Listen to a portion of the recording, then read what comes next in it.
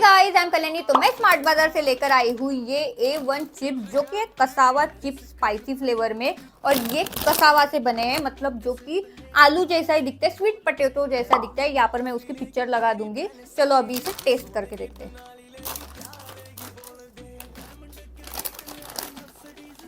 तो ये कुछ ऐसे चिप्स है और ये मुझे 90 रुपीज़ का पैकेट पड़ा है। तो कुछ ऐसे चिप्स है।